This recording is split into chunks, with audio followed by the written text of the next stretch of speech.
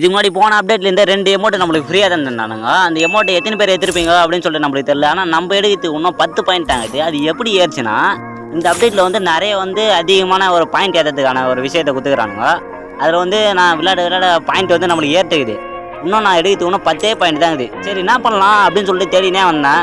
இதில் பார்த்தா எதுவுமே நான் ஓரளவுக்கு முடிச்சிக்கிறேன். மிச்சம்லாம் ரொம்ப கஷ்டமாகுது முடிக்கிறதுக்கு. என்ன பண்ணுறதுனே தெரில. அப்புறம் கடைசியாக ஒரு இடம் இருந்துச்சு. கிராஃப்ட்லேண்ட்லாம்னா உங்களுக்கு 100 பாயிண்ட் தரணும் அப்படின்னு சொல்லிட்டு சொல்லியிருந்தானுங்க.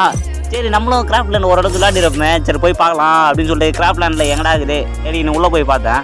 உள்ளே போய் பார்த்த பிறகு நம்ம இதை வந்து மாஸ்டர் கிராஃப்ட் 3 போனால் தான் தருவேன் அப்படின்னு சொல்லிக்கிறாங்க. நம்ம 2 போயிட்டுக்கிறோம். இன்னும் எவ்வளோ பாயிண்ட் இருக்குது? ஒரு 1000 பாயிண்ட் கிட்ட இருக்குது.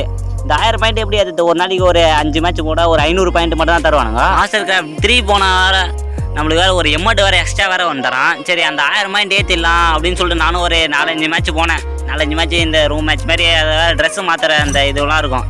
நம்மக்கிட்ட வேறு நெட்டு வேறு இல்லை. சரி கடை வாங்கினா நெட்டை டவுன்லோட் பண்ணி இந்த ஒரு 2 மேப் இருக்கும். 2 மேப்பில் நிறைய பேர் விளையாடுவாங்க. ட்ரெஸ்ஸு மாற்றி நம்ம விளையாடுவாங்க. அதுமாதிரி ஃபஸ்ட் எலிட்டி செகண்ட் எலிட்டி எல்லாம் வரும். நம்ம அதை வச்சு விளையாடி சரி ஏற்றிடலாம் அப்படின்னு சொல்லிட்டு பார்த்தா ஒரு நாளைக்கு ஒரு 500 பாயிண்ட் தான் தரோம். அப்போ நான் 2 மேட்ச் விளாடணுமான்னு சொல்லிட்டு 2 நாள் விளாட்னேன். சரி ஒரு 4-5 ஹெட்ஷாட் அடிச்சு முடிச்சுட்டு வெளியே வந்தா அவள்தான் கடைசியாக ஒரு 80 பாயிண்ட் ஏற்றி முடிச்சாச்சு. எப்படியோ முதல்ல கஷ்டமா தான் இருக்கும், அப்புறம் பழகிடும். வச்சுட்டு இருந்தா எப்படின்னா சரி எமௌண்ட் கொடுங்கடா அப்படின்னு சொல்லிட்டு உள்ள வந்தோன்னே மாஸ்டர் கிராஃப்ட் 3 போயிட்டுடா அப்படின்னு சொல்லிட்டு சொன்னான். லெவல் ஆஃப் ரிவார்டு என்னடா தரீங்க? அந்த எமௌண்ட் கொடுத்துறான். பக்கத்துலேயே ஒரு 10,000 காயின் தந்துக்கிறான். சரிடா நம்ம போயிட்டு வெளியே போயிட்டு நம்மளுக்கு முக்கியமானது இது இல்லை. நம்மளுக்கு முக்கியமானது அங்கே உள்ள அந்த எமௌண்ட் தான் முக்கியம். எத்தனை பேர் இந்த எமௌண்ட் எடுத்துக்கிறீங்க அப்படின்னு சொல்லிட்டு அவங்க கமெண்ட் பண்ணுங்க. கீழே 100 பாயிண்ட். இப்போ இங்கே ஒரு டவுட்டு, அங்கே 7,990 பாயிண்ட் போயிடுச்சு. ஆனால் இங்கே பார்த்தா 8,000 பாயிண்ட் காட்டுது. அடப்பா இதே 8,990 பாயிண்ட் தான் காட்டணும். எங்கடா மிச்சம் 100 பாயிண்ட்டு அடி காணாமல் போயிடுச்சா? 10 பாயிண்ட் தான் போட்டு மிச்சம் 90 பாயிண்ட் அம்மி கூட்டுக்கிறானுங்களா? ஓஹோ கதை இப்படி போகுதா? இந்த எமௌண்ட் தான் எடுக்கணும். சரி நீ எதனா பண்ணிக்க, இந்த எமௌண்ட் கச்சா போதும் அப்படின்னு சொல்லிட்டு நான் கிளைம் பண்ணல. போயிட்டு ஒரு எமௌண்ட்டை தூக்கி போட்டலாம். சரி 2 எமௌண்ட்ல எதை வைக்கிறது அப்படின்னு சொல்லிட்டு நான் யோசிச்சிருந்தேன். சரி மிச்ச எமௌண்ட்லாம் நல்லா தாங்குது. சரி இந்த எமௌண்ட் மட்டும் நம்ம வச்சுக்கோம் அப்படின்னு சொல்லிட்டு அந்த ஆட்டுக்குடி எமௌண்ட்டை தூக்கி போட்டு நம்ம எக்யூப் பண்ணியாச்சு. சரி இப்போ தான் அப்டேட் வந்து சரி உள்ளே போய் ஒரு ஃப்ரீ ஸ்பின்னர் கொடுத்துருந்தான். சரி போட்டால் உடனே க்ளோவல் கொடுத்துருனா. அட பாவீங்களா டே என்னடா அதுக்குள்ள க்ளோவல் கொடுத்துருக்கீங்க? அவ்வளோ முக்கியமான ஸ்கின்னடா இது. சரி டவுன்லோட் பண்ணலாம்னு சொல்லிட்டு அப்போ தான் டவுன்லோடே பண்ணேன். சரி டவுன்லோட் பண்ணி பார்த்தா ஓரளவுக்கு நல்லா தாங்க இது. நம்மளுக்கு எப்படி அதுக்குள்ள ஃப்ரீயாக கொடுத்தா அப்படின்னே தெரில.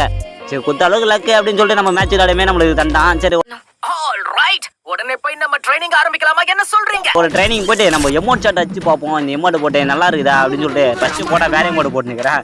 சரி இந்த எமௌண்ட் போட்டு வச்சேன். ஃபஸ்ட்டு ஷாட்டு வேறு மாதிரி ஷாட்டு. சரி மறுபடியும் வச்சு பார்க்கலாம் வச்சானா 95 போகுது. சரி வியே மாட்டேங்குது. சரி ஏதோ ஒன்று தான் வியே போலகுது அப்படின்னு நினச்சிருந்துச்சு. நானும் விட்டேன். ஓரளவுக்கு அடிக்கிறேன். ஓரளவுக்கு 1-2 வீடு இந்த இடத்துல வியும். ஆனால் உள்ளே போய் வச்சா தான் நம்மளை போட்டு போடப்பானுங்க. இங்கே அடிக்கிறதுல பெரிய மேட்டர் இல்லைடா. சரி உள்ளே போய் அடிக்கிறா கைப்புள்ள அப்படின்னு சொல்லிட்டு உள்ளே இறங்கி வந்தாச்சு. உள்ளே வந்து பார்த்தேன் எவனுமே காணும். எவனா அடிச்சு முடிவுடா இனி எமௌண்ட் ஷாட் போட்டு எல்லாரையும் பழகிறோம் அப்படின்னு சொல்லிட்டு வந்து எமௌண்ட் ஒரு ஷாட் போட்டு பார்த்தா எவனுமே காணும். சரி இப்போ தான் ஒருத்த வந்தான் அவன் நச்சிடலாம் அப்படின்னு பார்த்தா நம்மளை போட்டு போட்டுறான். அடப்பா எமௌண்ட் போட்டுருக்கும் போதே நம்மளை போட்டு ஹெட்ஷாட் அடிக்கிறாங்க. சரி நீ விடக்கூடாதா அப்படின்னு சொல்லிட்டு இங்கே வந்து எமௌண்ட் போட்டு அடிப்பான். நான் வச்சுட்டு பின்னாடிக்கிறேனுங்க. ஆனால் நான் இங்கே வீட்டு முன்னாடிக்கிறேனுங்க. அடா பாருங்கடா ஒரு வாட்டி வீது ஒரு வாட்டி வீய மாட்டேங்குது. தோராயமாக அடிக்கிறதுலாம் வீது. ஆனால் நம்ம அடிக்கிறதுலாம் கஷ்டப்பட்டு அடிக்கிறதுலாம் வீய மாட்டேங்குது. நம்மளை போட்டு போட்டால் பழகிறானுங்க அடிக்கிறதுலாம். இல்லை இதெல்லாம் தாங்கி தானே ஆகணும். உங்களால் தாங்க முடியல கட்சியில் கல்லுங்க கல்கோரி வேலைக்கு போயிடலாம். அப்புறம் இங்கே அடிப்பான் தோராயமா ஏதோ ஒரு 2 ஷாட்டு வீடு. ஆனால் நம்மளை போட்டு அடிக்கிறானுங்க. யார் இந்த மாதிரி எமௌண்ட் ஷாட் போட்டு அடிச்சிருங்க அப்படின்னு சொல்லிட்டு நான் கமெண்ட் பண்ணுங்க. நம்ம அடிக்கிறதுலாம் வீய மாட்டேங்கிறான். ஆனால் அவன் வச்சிடறானா கதை அதெல்லாம் வரண்ணா எல்லாமே அடி நம்மளை அடிச்சு சொருகிறானுங்க. அப்புறம் கடைசியாக ஒரு அடி அடிப்பான். இவனை ஹெட்ஷாட் மட்டும் வீணுச்சு அப்படின்னு நானும் அடி வாங்கினே வெளியே வந்தாச்சு. எல்லாமே ஒண்ணுதான். ஆனா திரும்பவும் நீ மாட்டிக்கிட்டியே.